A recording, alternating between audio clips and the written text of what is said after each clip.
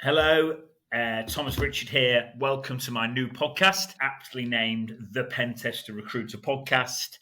This week's episode was a really good one. I was joined by Erin Murtha, who is the COO of a cybersecurity company called Occamsec, and Mark Stamford, who's the founder and CEO of Occamsec. It was a really good episode. We had a really, really good time, the three of us recording this one.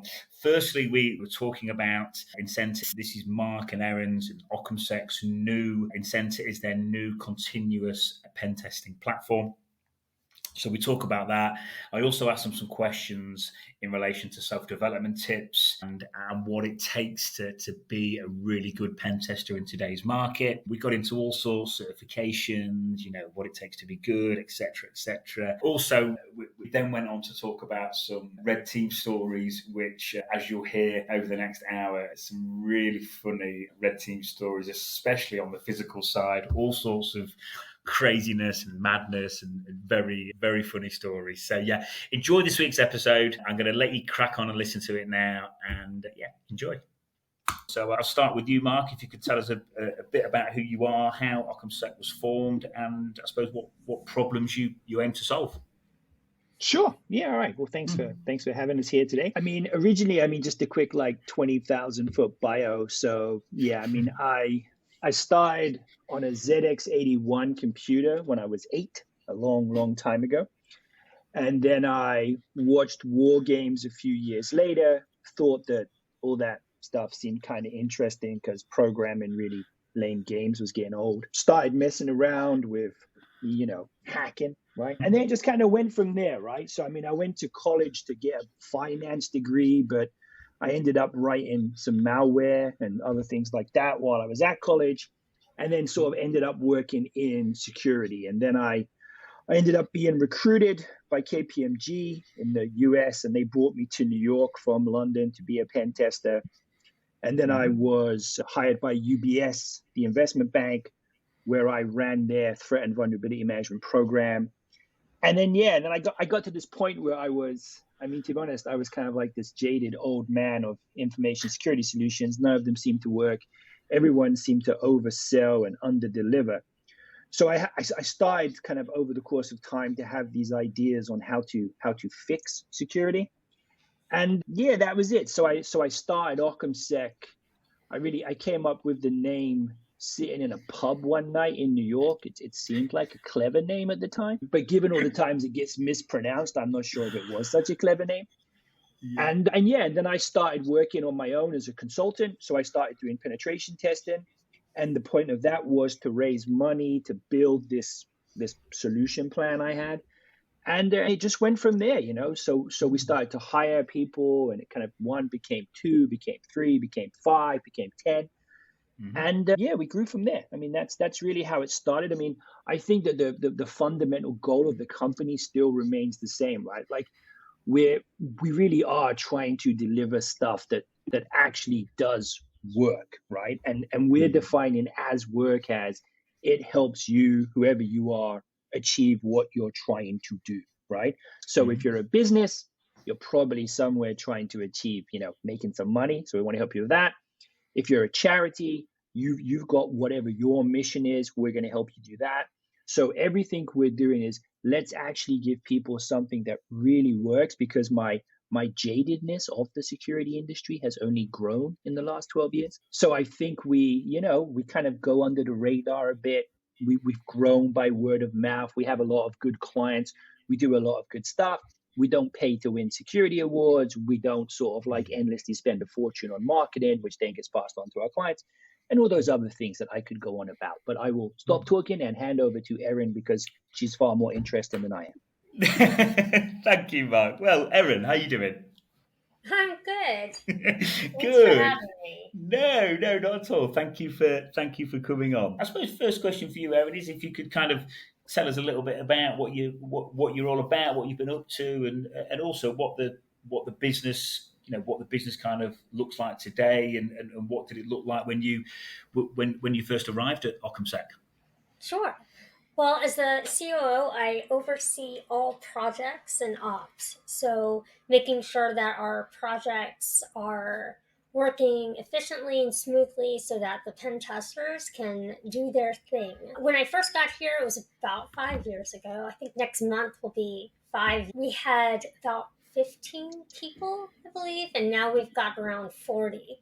So lots of change in 5 years as far as processes and how we do what we do. Some stuff we've kind of outgrown, and then we've had to add some more stuff into the mix. And then even outside challenges that we've had to deal with, like COVID. What happens when everybody's now working from home and we have a completely remote workforce? So it's been really fun. It's been fun to evolve with the company. And one thing that Mark just touched on about Occamsec is there's this interconnectedness within the team, which I think is unique and one of my favorite things about working at this company. Very good. Cool. Yeah. If I can just jump in, Thomas. Sorry. Yeah, just jump in. Of course you can. I think what Erin really sort of undersold on there is actually when she showed up, it was kind of like this bunch of like hacker nerds running around doing stuff like a bunch of headless chickens. And she really brought the structure to that, right? I mean, and she's told me that before. So it's, I mean, in a much more colorful way than I just put it, actually. But I think, yeah, I mean, it really was like taking this group of people who were kind of working together, but they were a bit messy, and really putting in the structure that allowed us to grow as we have grown. So I think she kind of undersold what she did a bit there. Sorry. Yeah, okay. So Erin, when you arrived, it was beautiful, organised chaos, and you sorted them all out. Yes, beautiful, organised chaos. That's a good way to put it. That could be the new slogan, hey, Mark? Yes. Absolutely. I quite like that. Very good. So, Erin, the bulk of my listeners are, some of it's my clients, but the bulk of my listeners are pen testers. A lot of the guys and girls are obsessed with self-development, which is obviously important in such a fast industry like cybersecurity. I suppose the kind of two questions in one from me are, what kind of self-development tips have you got for pen testers in general? And also the pen testers at the minute that are thriving within Occamsec, what typical traits do you see from them that the listeners could learn from to improve their self-development more so?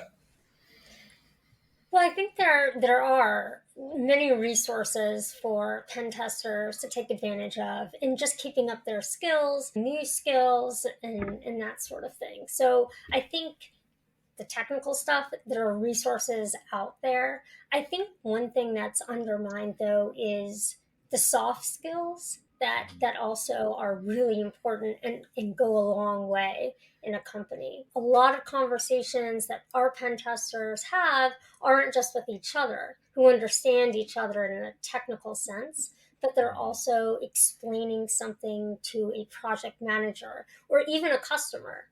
This is what I did. This is how I found it. This is why it's important to you. So having these soft skills are actually also pretty crucial. So on that, I would say that, and it may sound obvious, but not always, just to be responsive, to communicate, which could be showing up to a meeting early and then being present in that meeting. Now that we're all doing video conference calls, you can tell if somebody isn't really 100% there. And it's all too easy to be on a video conference and then scroll on another website while you're on that call. So I think it's being present. And I will give a pro tip also. If you're on a video call and you wear glasses, we can see what you're looking at on your monitor by the reflection in your glasses. So pro tip on that. Okay, well, it's a good job I'm listening because I've got glasses on right now, so that was lucky. Cool. No, I agree. And, I don't know if, you got any more to add on this, Erin, or perhaps you, Mark? But I see it a lot with really good hackers these days, and we all know what goes on behind the scenes and the value that's brought. But a non-technical stakeholder, they're paying quite a considerable amount of money, and all they see is a report. So if the reporting skills aren't great, or SQLi or cross-site scripting can't be articulated well to a non-technical stakeholder, I think it can kind of devalue even a really good service. Would you both agree? Or yeah, I mean, I think personally, my own magic sauce was that I was really good at that, right? So I don't think I was necessarily like the best penetration tester ever. In fact, I'm pretty sure I wasn't, because I worked with some people who were. But I was always really good at sort of joining the business dot to the technical dot, right? And that's what's most important, because I mean, it's easy to explain to another technical person the intricacies of some vulnerability that is a nightmare. But actually sitting in front of someone who really has to sign the check to fix it, that requires you to not go anywhere into the weeds and keep it as high level and as practical, right? How does this practically impact my organization and me? That's the key skill, right? I would also add as well that just, the most useful penetration tester trait, I think, is really, and it's a cliche, but it really is the ability to think outside the box, right? What we find is a lot of people who go sort of like the certification route, they learn how to pen test in this kind of prescriptive way, right? I do this, and then I do this, and then I do that. And if that doesn't work, they tend to break down. Like, okay, what happens now? Because this thing that I know to do isn't working. I think if you take a good technical layer of knowledge, but then that's wrapped up in, okay, I'm confronted with this problem. How do I solve it? Well, I'm not sure how that works with what I know, but I can figure it out. If you can do that, then you'll be a much better pen tester, right? I mean, because some of the best people we know are all sort of self-taught, ex-black hat types, right? They didn't go and get whatever cert you want, right? So, I mean, I understand that certs are really useful to get past HR screening, but I think that the ability to really think around it and to join disparate dots, right? I mean, if you look at our team, we have some people who are classically trained, but, our lead penetration tester worked as a tattoo artist in Brooklyn, right? And taught herself how to do pen testing, right? We have someone who was a physicist, we have mathematicians, but we have folks who have just taught themselves what to do. We've got a lot of different people, and they're all really good. And they're all really good, firstly, because they're all smart technically, but just as important, they're all really good at thinking around problems. I think that's really useful. Yeah, that's interesting. I do stuff about this. Thanks for that, by the way, Mark. And I do stuff whenever I do a post alluding that not certifications don't matter, but if I kind of talk the way you just did, which largely I agree with, by the way, I sometimes get a bit of a backlash on social, but it's just, yeah, it's interesting to hear that, so you think certifications can kind of almost, don't know if I'm being a bit, what can kind of box people's thinking in a bit, would you say, sometimes? Yeah, I mean, I think so. Like, I mean, I think that because the security industry is so hot, for lack of a better word, I think that a lot of people have kind of piled into it and said, all right, I'll do this cert and this cert and this cert, and then, hey, I'm a pen tester, right? And it's just not, it's not like that in the real world. Like, we've come across lots of potential candidates who you put into a real world situation and they don't know what to do. Like, you've popped this web server and you've got your shell, and now you have to laterally move somewhere. Okay, what do you do? Or you've landed inside a Unix network, right? Or some network that's not exactly like the lab you were in. Now what happens, right? And I mean, in the course of our work, we've come across, I mean, I'm tempted to say every technical environment, but I know we haven't. But I mean, we've come across some really, really out there environments, right? And the capabilities that our team have to think on their feet and say, all right, this is this environment. It's not that one that I've seen 50 times, but I can work around this. That's really useful. I mean, and certs, yeah. I mean, not to go too off on it, because I could talk about it for hours, right? But I mean, Right. But I mean, the fact that these organizations are all sort of like pay to get a cert, I mean, I think a lot of the time it's kind of like they're just selling certs to sell certs rather than really selling quality certification and training. There are some really good ones and there are some not so good ones, and I'm not going to go into it, obviously. But yeah, I think it can close your thinking, and I think that's where you can get into problems, right? So read different things, right? Read up other technologies, read stuff that's nothing to do with tech, right? Because that might apply to what you do as well. Broaden your thinking and learn how to solve problems. Right, we'll do another podcast on certs. That's decided. All right, cool. I can bring a whole team of people. So sounds good. But yeah, can you, Mark, if you could tell me a little bit more about the type of work that Occamsec are doing, the kind of service offering that you offer as an organisation, and also what are your main focus areas right now? Yeah. So, I mean, obviously we do a lot of offensive security work, right? So penetration testing across whatever target you want to throw at us and red teaming, right? Those are the two main things we do. Those have always been the two main things that we do. We don't just run vulnerability scans. We're very sort of, we in fact don't run scans for anyone, right? We'll use scans while we'll do work, but we don't go out there and say, hey, pay us and we'll just run Nessus. All our work tends to be deep technical penetration testing. And then around that, we've built out an intelligence capacity. So we collect information on bad actors. And then we also do what kind of falls under the active defense bucket, right? So threat hunting, purple teaming, security maturity reviews, that kind of stuff. So really what we're focused on is who's going to hack me, how are they going to hack me, and have I been hacked? And then next to that is the incenter platform, which is this continuous penetration testing platform. So taking all the knowledge that we've gained over thousands of assessments of millions of different systems, it feels like, and sort of how can we offer this to clients on a continuous basis? Because while some people need those point-in-time assessments, the reality is that vulnerabilities, 0 days are coming out all the time, right? So if I do a penetration test in January, and I don't do one again till next January, and all I've done in the interim is run some scans, I'm probably exposed, right? So so our focus is on those two areas. And yeah, I mean, so right now there's a lot of application testing going on, lots of apps out there. Everyone's focused on apps, right?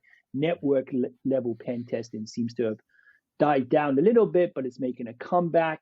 Physical security testing is making a bit of a comeback, which ties into red teaming, and everyone likes that because then they get to act like they're in a Mission Impossible movie. So yeah, I mean, and then on the active defense side, the kind of like, the threat hunt, purple team, compromise assessment, that's really starting to answer the questions for companies on this stuff I've just spent all this money on. Does it really work, right? So if I've invested, $2 million in an EDR solution, well, is that really doing what I need it to do? Does my MSSP actually capture the things I need them to capture, right? Or are we just dealing with out-the-box alerts? So we are seeing more and more conversation and growth around that area because, whilst pen testing is going to be around for a while, right? Can I be breached is important. On the flip side, have I made a worthwhile security investment? Does it work? And can I capture the bad stuff that's going to cost me my job? That's also important. So that's what's going on. Yeah, no, cool. Thanks. Very, very informative answer, Mark. Thank you. And I think just as well, you mentioned incenter there, and I know, Erin, that was something that me and you were speaking about off air. So it would be nice, Erin, to hear about, obviously, from what I know, continuous monitoring tool, it would be great to hear from you more about that, what it means for your end clients, how did it come about. It would be really nice to get into depth about how it actually, benefits your end clients. Well, it came about in the mind of Mark. So he had this huge idea, and then we just figured out how do we make this work. And I mean, personally, I think I think it's the best thing on the market as far as cybersecurity is concerned, because I think we're really at this precipice of this shift in mindset. I look at that, or I think of it as, you have an Apple Watch health monitor. So you can go to the doctor and rely on that doctor's appointment once a year, or you can just monitor your health on a daily basis. So why would you wait until the end of the year to see if you've been affected by anything specific? And I guess with that, I'm getting at, for example, 52 NDs were found last year. So in my mind, I'm thinking, well, that's an average of once a week. So why wait until week 52 to see if you've been affected? So this is what incenter does. And there's been plenty of examples with customers that we have traditionally done point-in-time tests with, and also do point-in-time tests to complement incenter. But one specific client, for example, had a nation-state risk that they knew about, but it was an accepted risk because the chances were just so unlikely of anyone finding it and exploiting it. And then they were plugged into incenter, and we were able to find it and exploit it. And the reason why is because all the low-hanging fruit incenter takes care of. So the manual stuff, the real digging and finding the real complex, hard stuff, our testers are able to focus on. And because it's a continuous test, there isn't a time frame. So it's not, okay, well, this is how I have however many weeks to get this far. These are the things I'm going to focus on because I have this time constraint. It's just continuous.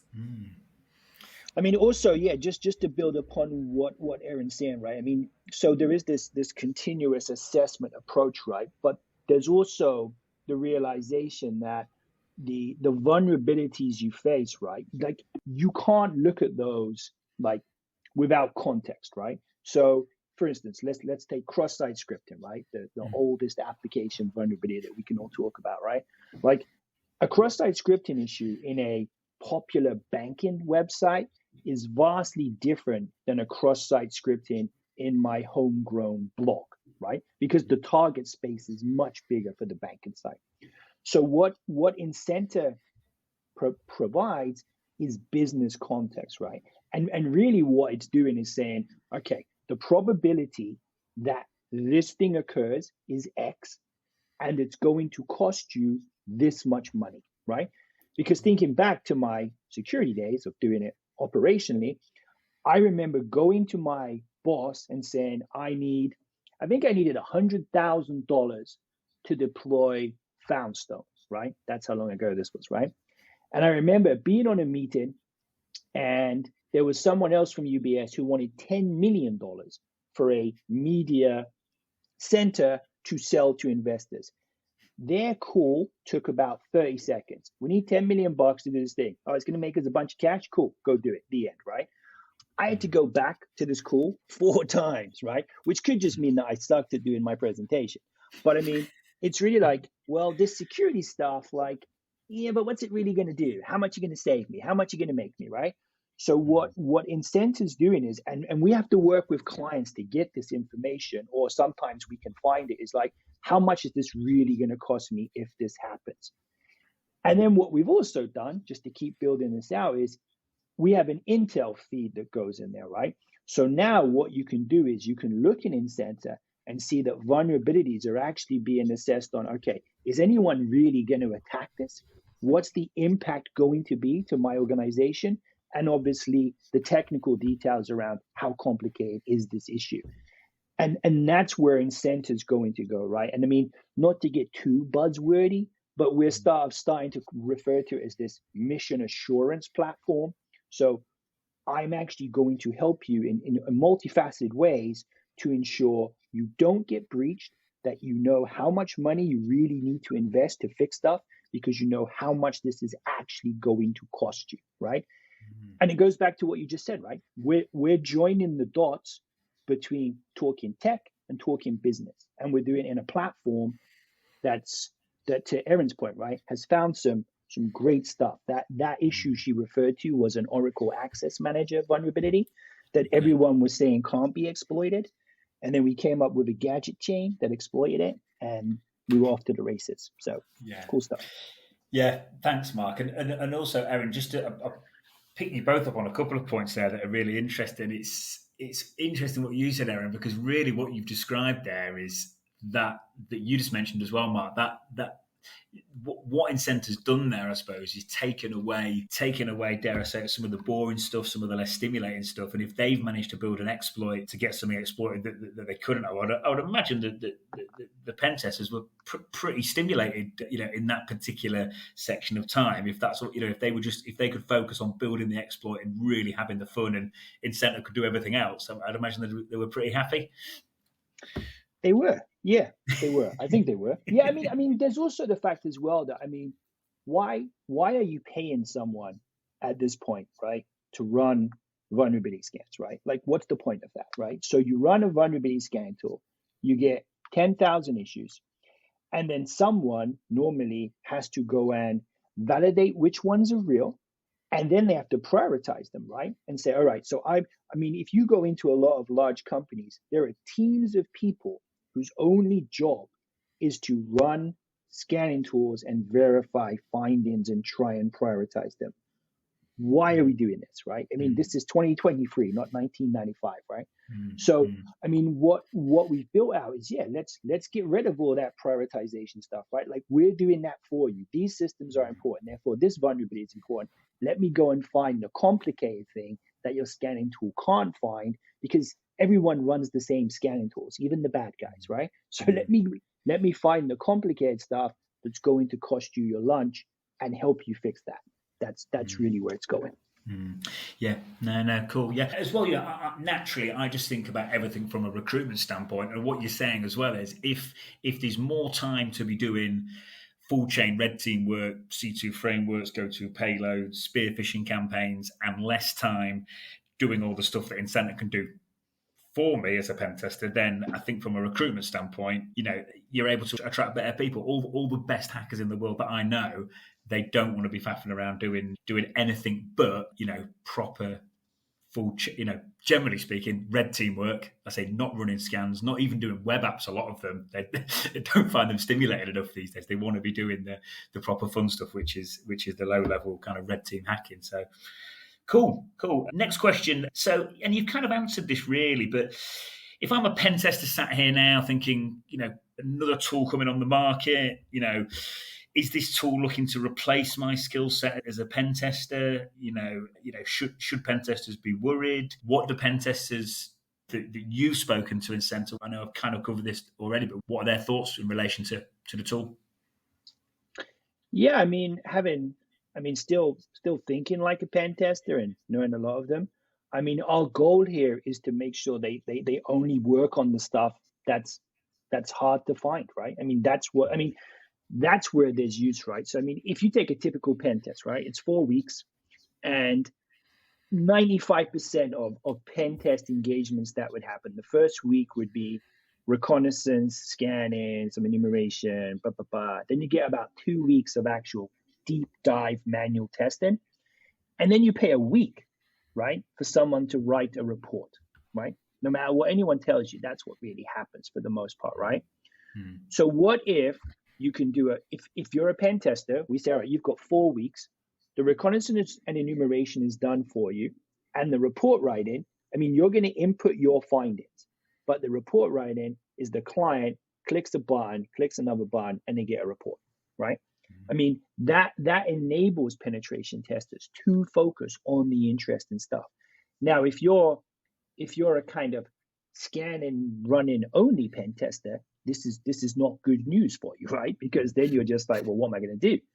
But then you should use that to go and improve your skill sets, right? Yeah. So I think for pen testers, it actually, the goal here is to enrich their job, right? Focus on the stuff you think is interesting, we think is interesting, clients need to know, because it's hard to find stuff, right? Let's get rid of wasting time doing all that low-level stuff. I don't need a human being, right, to validate all the SSL issues that come up every single time someone does a test, right? Yeah, I've got this expired cert. Yeah, you could do a man-in-the-middle attack. Okay, if I'm the NSA, yeah, I could do a man in the middle attack or if I'm on an endpoint. But most of the time, that's like a low risk issue. I don't care, right? So if we can get pen testers working on hard stuff, which is what we're doing, it's much more efficient for everyone. It's much more enjoyable for a tester. It's much more efficient for a client. Yeah, no, definitely. So I think we're not coming for your jobs. We're actually trying to help you do a better job, and your skills will improve in this thing that you, whoever you are clearly interested in. Cool. Thank you, Mark. Erin, what kind of feedback are you getting from your end clients right now in relation to incenter? Well, we've had excellent feedback. I mean, I was talking about the client before that we were able to exploit that nation state risk. So they were obviously thrilled about that. But our other clients have also tried other continuous testing platforms, and the feedback we've gotten is that this is very unique. And the reason for that is what Mark has explained earlier. We take things like intel, so like what's going on in the world today that could affect what your business, and what do we need to look at, and what's going on in our other customers' networks that we know we should focus on. So it's a combination of all those things that make incenter unique from any other continuous testing platform out there. So our feedback has been very, very good. Yeah, no, cool. Thank you, Erin. Thanks. And obviously things move fast. New things are occurring all the time. In terms of new threats that are occurring in the wild, Mark or Erin, how is incenter actually keeping track of all that? I think first and foremost, Occamsec is keeping track of that, right? So the team at large. So as Erin spoke to, right, our team is really good at sharing information, right? Like, I mean, I think the way our team works is the biggest strength, right? Regardless of whether it's pen testing we're doing or incenter or threat hunting, our team's willingness to share information with each other means that when one of them hears something, it quickly like percolates into the team and we're on it, right? So the classic example, right, is log4j, right? And I can send all the information on this to anyone who questions this. We put an alert out on log4j within like an hour of it appearing somewhere on the internet. We got official comms from our vendors, I don't know, 2 days later, 3 days later. So within an hour of log4j coming up, one of our vulnerability researchers was talking to someone he knew. They shared information. He came into the team and said, there's this thing, let's write a script that checks for it, boom, boom, boom. And in 2 hours, we were up and running, testing for this thing that a week later, everyone was like, this is the end of the world, right? So I think that the team sharing information, our intel folks, the stuff they find is second to none in the quality of what they find, right? We're not sitting there in IRC rooms that everyone's in just saying, hey, are you a bad guy? Tell me what you do, because we've seen people do that, right?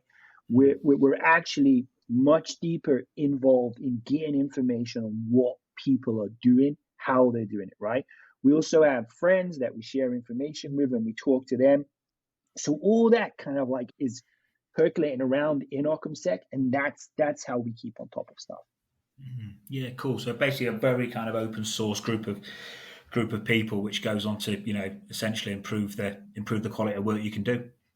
Yeah, no, I mean it's cool. I mean I spoke, I think like 2 years ago now. I gave a talk at OWASP about lessons learned from being a jaded old man in security at this point, right? And one of them was like that security people by default are they just don't like to share information, right? They don't like to share information, and everyone assumes that every other security person knows nothing, right? So whenever you talk to someone, they're like, what do they know? You didn't know about this thing I knew. We don't have any of that, right?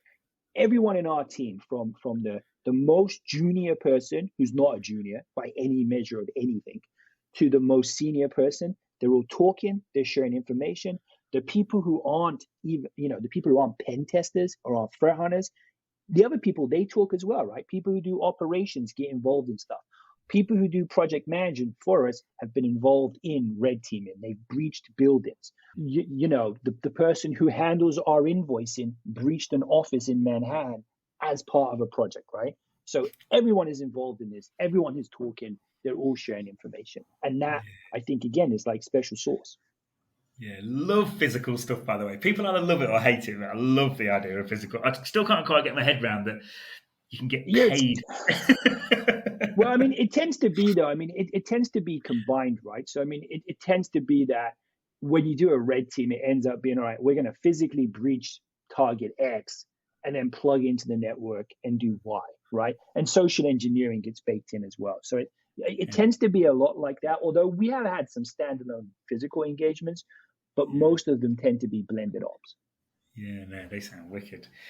Very good, very good. So, Erin, I wanted to ask you. Obviously, there's a lot of noise at the minute in the cybersecurity market. It's hot. It's highly competitive. Highly competitive on the business side in general, on the recruitment side especially at the minute. I'm seeing good candidates coming on and off the market like super duper fast at the minute. Can you tell me what makes Occamsec different? I know culture is important these days, which Mark you've just touched upon. But Erin, if you can tell us what makes you guys different and a bit about the culture, perhaps. And I know I don't know what we can and can't say, but off air you mentioned there might be a few funny stories floating about that you might want to share.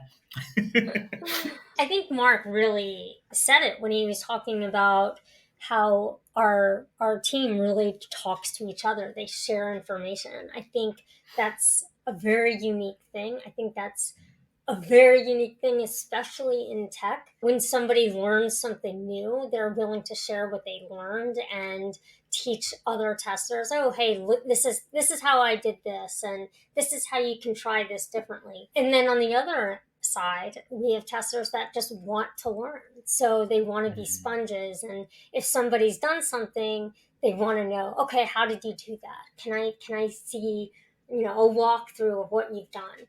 So I think that's a really unique aspect to Occamsec's culture. And I think that's as Mark touched on it, what makes us so successful in what we do.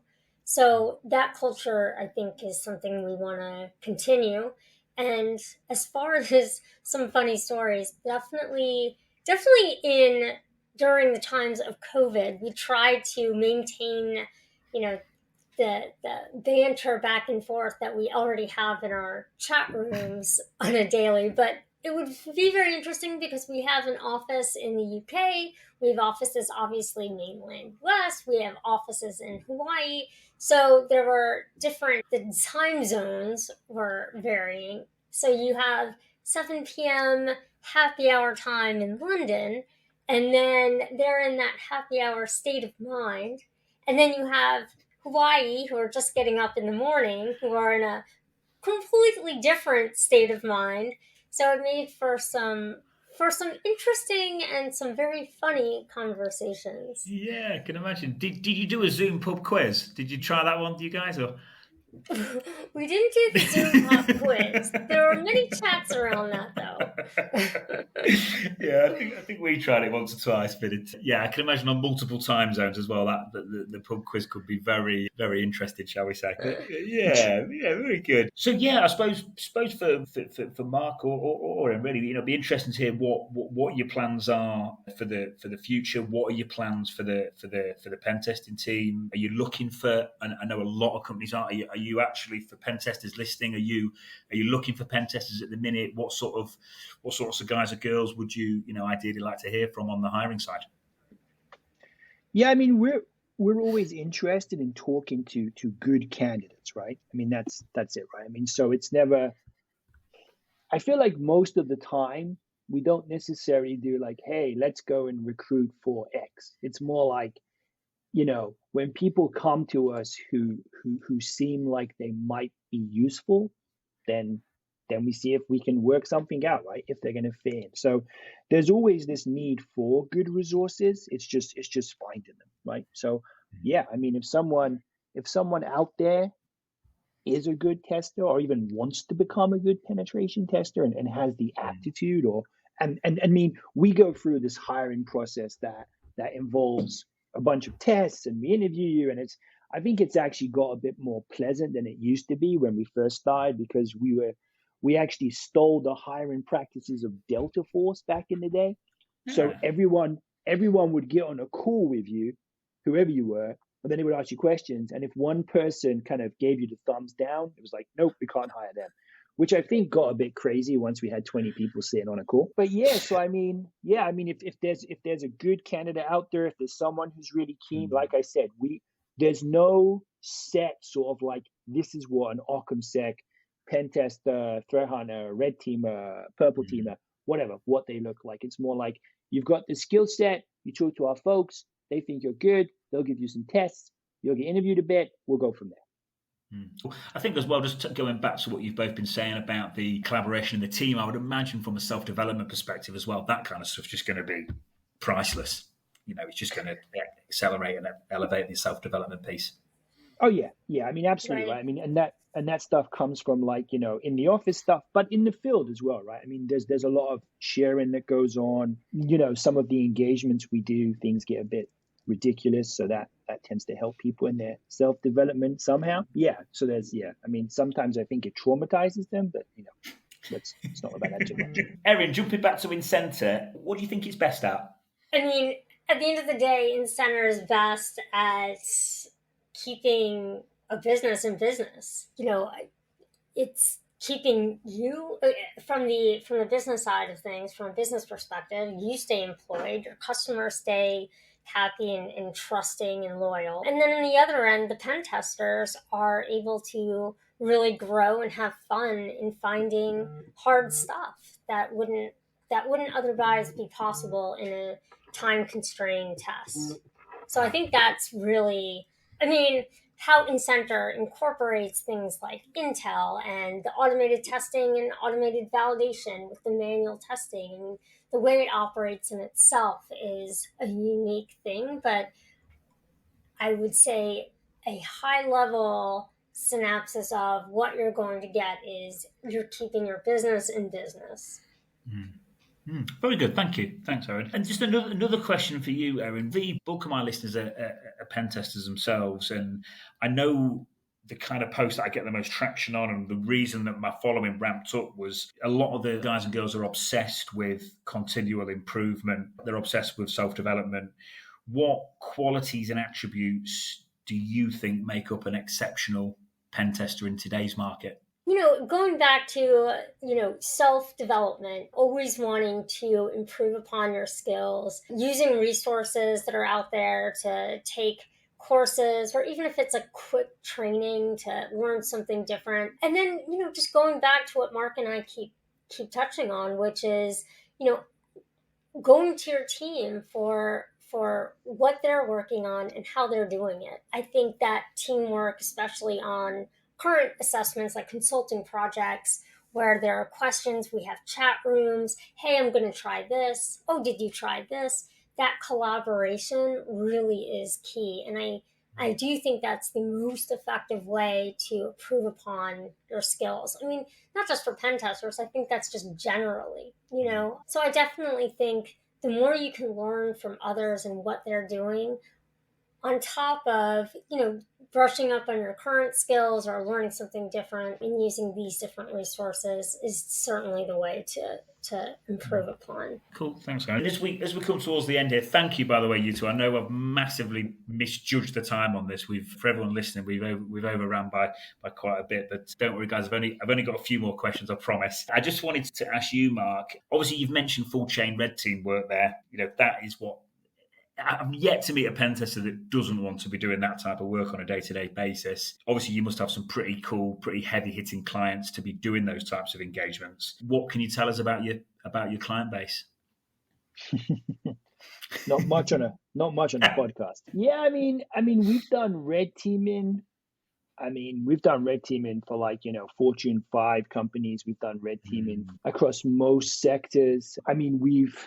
We've crawled across fields in really dodgy ghillie suits trying to evade armed security guards. We set up a fake ID production line in a courtyard hotel. That was really cool because what was happening was a friend of mine, and this was because we had to breach this oil manufacturers, oil plant, right? So we had to breach this plant.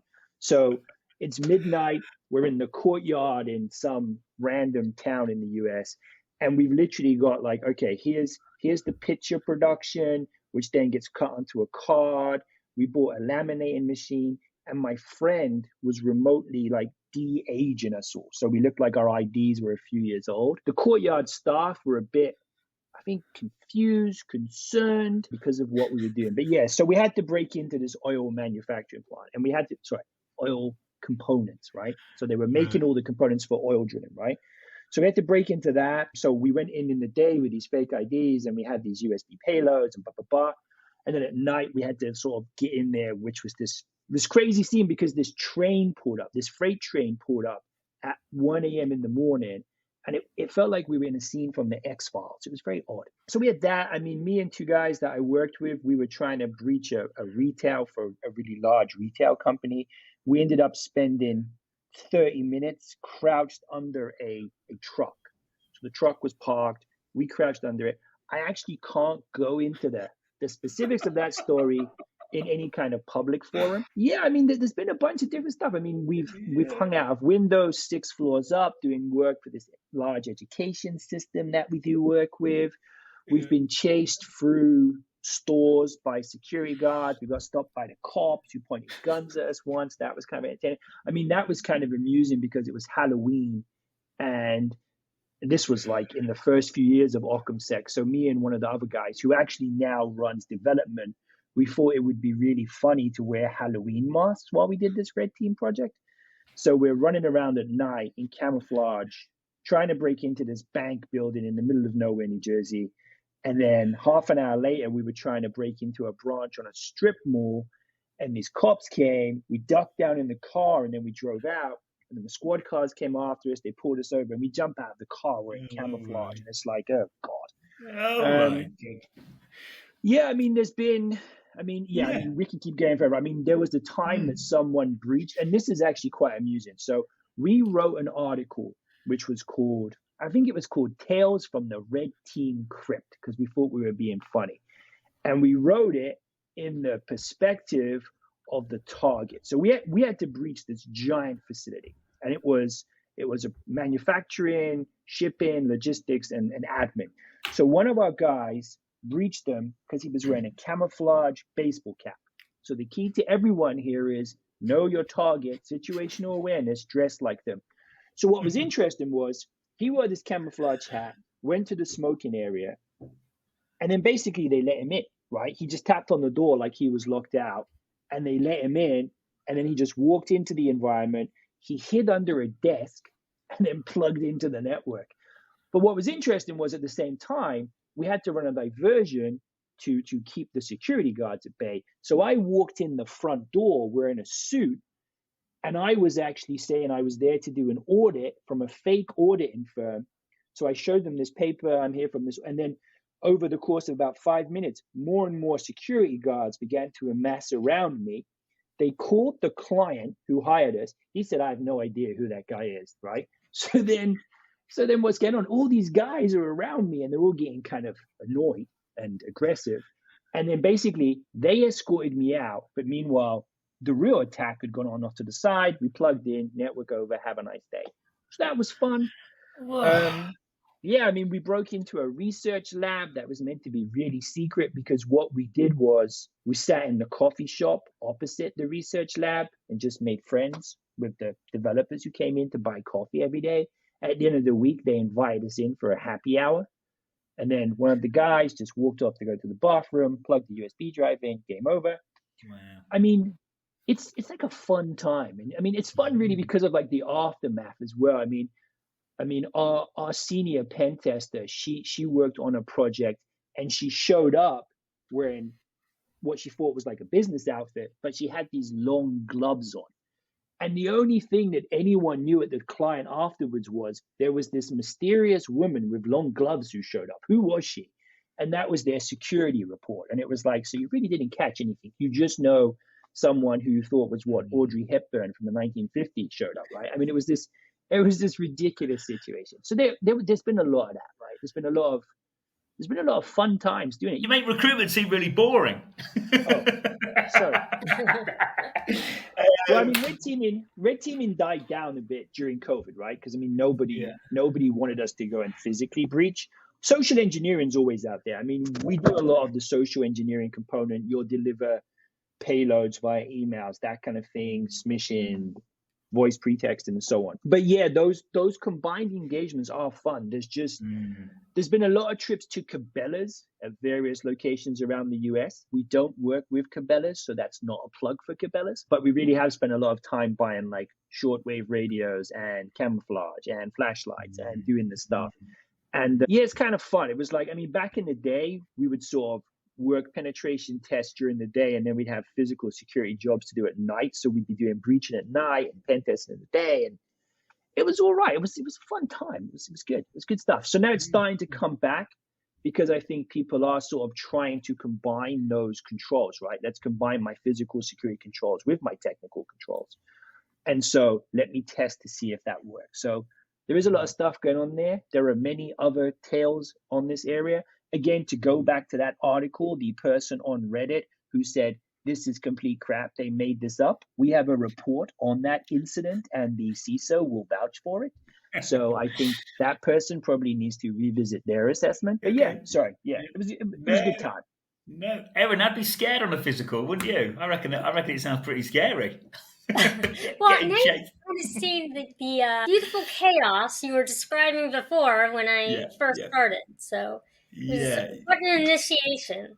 Yeah, I mean, Erin's done red team work. So she helped breach a facility in Georgia, Kansas, somewhere. Yeah, in Atlanta. I mean, it just sounds crazy. I mean, so you got chased by police. I mean, that sounds particularly crazy. Yeah, we got 2 squad cars pulled up behind us, and the cops in the first car got out and pointed guns at us, and the guys in the back came around the sides. So we got that. We got chased. I mean, we got chased through a giant store once by the security guards because what we were trying to do, we'd already done our work, and so we were just trying to get extra points. So there was this tiny window into the store's data center. So our head of development, again, he's quite small, so we were trying to shove him through the window, and so we're pushing him through, so he's kind of half in, half out, and then the security guards are running around. So I'm like, all right, get him out, because there was work going on, and they got an alert, so we pulled him, and then we're moving through the store, and then these guys are chasing us, and it was just I mean, unfortunately, and I should acknowledge that Christian Kimball has been put into lots of like tricky situations where we have tried to shove him through windows because he is smaller than we are, and he's been a good sport at picking locks 6 floors up while we were out on a balcony and stuff like that. So I guess a shout out to Christian there for all the red team work that we've done in the past. Yeah. Yes, well done, Christian. Where can I get the Tales from the Red Team script? Where can I get that? It's on our website. I think it's like, I mean, it's an old article, but it's under resources. Yeah, it was just funny that someone was like, this is all crap, they made this up. It's like, actually, the reality was even more ridiculous because it was just Cabela's camouflage cap won the day. So yeah, it was kind of funny. Thanks. Erin, you said Mark had some funny stories. I see what you mean now. Yes. That was good. I guess one tip for penetration testers to keep in mind is no matter what goes wrong during an assessment, you will be blamed for it, even if it's nothing to do with you. And so the one short story I have that kind of exemplifies this, I was doing a penetration test, I don't know, 15 years ago now, and it was remote, and I lost connectivity to the entire network. And so I called the contact, and he didn't answer. I called again. He was in the data center, and he was like, the router's on fire. So the router had sort of got a power surge or something, and there was smoke coming out of it. So all the network was down, and they tried to blame me. They were like, well, that guy was pen testing, so he made the router explode. And I was like, no, this is not the plot of Die Hard 4. I can't make these things explode. So if you're a pen tester and something goes wrong, no matter what it is, where it is, if you're not testing it, you'll be initially blamed for it. So there's a pro tip on doing that, right? Make sure you always can sort of say, actually, it wasn't me who caused that room to flood or that router to explode or that card to break down, because it always happens. Yeah, my next question for that was going to be what advice have you got in that situation? But I think you've kind of just said it. Kind of document everything really well. Make sure you're always, I was going to say, staying in scope. But I imagine if it's red team, most things are in scope. So yeah, make sure you've got your you've got your get out of jail card, right, or testing authorization form. And I mean, even if you have that, I mean, again, there's another story, right? I mean, there's this. Sorry, just one final. No. Honestly, no. Keep going. When I was at KPMG, there was a guy who was tasked with doing a Wi-Fi assessment of like the third floor of an office block, right? So he sat outside on a picnic table with his computer and his antenna and started breaching it. And after about 10 minutes, I don't know, squad cars pulled up, SWAT van pulls up, helicopters are flying over, and he got busted. And he showed them his get out of jail card, and he said, "We don't care, you're coming with us," because the target was like the third floor, but the CIA was like the fourth floor, the NSA was the second floor, and it was bad. So even if you have a scan or a test and authorization form, make sure you know where your lawyers are to call in those situations, because we've seen people just get those layers like thrown away. Like, I don't care about this, you're in trouble. So yeah, make sure you got your test and authorization form, or get out of jail card, as we would call it. Cool. Yeah, good advice.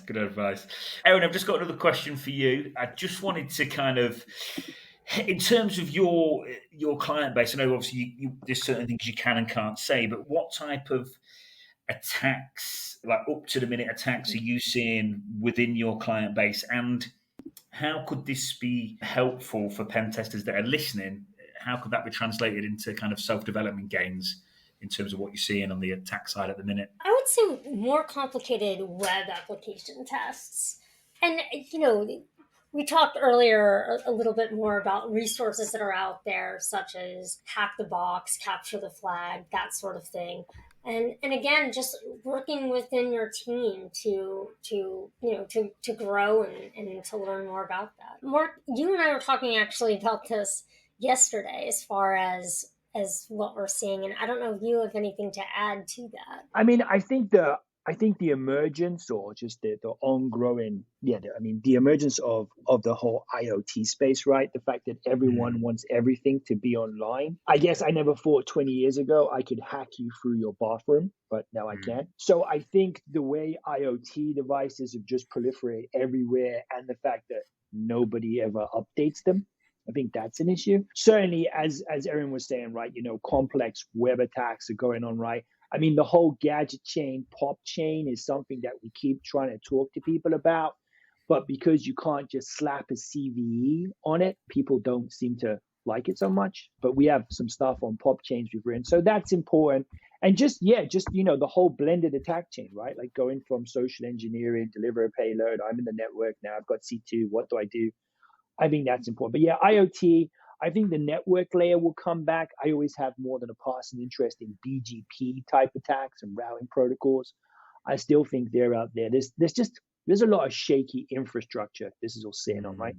Did I read something about IoT? There's a law now with IoT devices that they can't, something about the default passwords. I don't know if I read an article saying that they changed the law where you literally just couldn't send it out with the default password. It had to be set, preset in the factory with a more with a higher strength in terms of password. Have I remembered that right, or have I made that up? Yeah, no, there's a lot of moves to do that across the board, right? So I mean, they've passed all the critical infrastructure bills, and sisters pushing stuff and so on. So yeah, there is this push to make sure that things don't go out with, password or admin 123. But I mean, there's just so many variations of those devices. I mean, there's IoT, and then they were trying to do IIoT for the industrial Internet of Things. It's just more and more stuff is being put online, right? I mean, my alarm clock, I think, is online or can go online. It's not online, but it can go. It's just, I mean, it's all going to end in tears. Yeah. Attack surface is getting ginormous. Yeah. Cool. Anything I haven't asked that I should have done, or do you think we've covered everything? No, I think that was cool. That was good. Thank you. Cool. Thanks for No, listen, thank you very much. Hope you've enjoyed the podcast, and thank you for your time, Mark. Thank you for your time, Erin. That was